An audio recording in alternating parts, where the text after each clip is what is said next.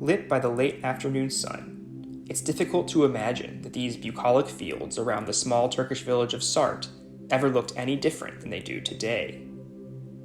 More than 2,000 years ago, however, Sart was called Sardis, and these were not farmers' fields, but the bustling capital city of the powerful kingdom of Lydia.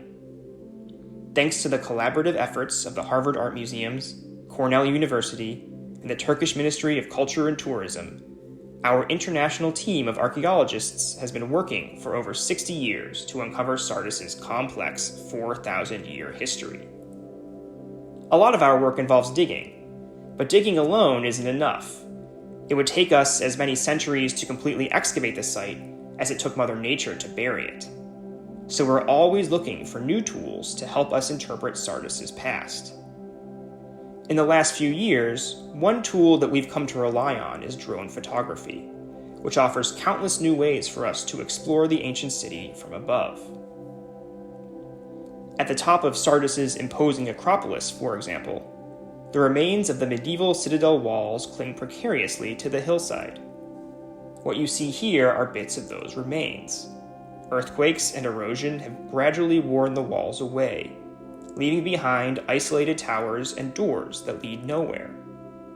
Originally, though, these fragments would have been part of a solid fortification designed to defend the Acropolis from attack, with bastions constructed almost entirely from reused blocks that were taken from abandoned buildings in the city below. The rugged cliffs make conventional survey methods impossible, so we've used the drone instead. By flying the drone around the ruins and photographing them from different angles, we're able to produce interactive 3D models like this one that we can use to study the otherwise inaccessible walls in great detail. The process has also allowed us to identify parts of the cliffs that have fallen away, to map out where now missing sections of the wall once stood, and to recognize areas that are in danger of falling in the future. Aerial photography has opened up a part of Sardis we previously could not reach, allowing us not only to study the walls, but also to take necessary steps to preserve them.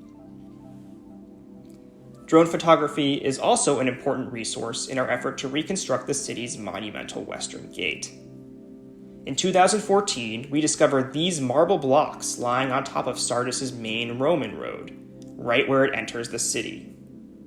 They seem to be the ruins of a massive archway, the largest arched gateway that we know of from the Roman Empire, which was toppled by a massive earthquake in the 7th century CE. We're using a drone to document the enormous blocks, some of which are much bigger than a person and weigh several tons, and digitally fit them back together, part of our effort to understand what the arch looked like when it was standing. You can see how the modern roadway follows roughly the same course as the Roman road of 600 CE, which itself followed the line of the Lydian road of 600 BCE. This is a complex area where layers of history come together. Thanks to the drone, we can model the terrain and visualize how different ancient buildings fit together, and we're using those capabilities to digitally reconstruct the city with models like this one, showing Roman period Sardis. The aerial imagery helps us imagine the arch not just as a single monument, but as one of many interconnected puzzle pieces within ancient Sardis's vibrant urban landscape. Of course, it's not all sober and serious work. Drone imagery has become a tremendously valuable research tool for archaeologists, but it also offers us that rarest of opportunities to see a familiar place in an entirely new way.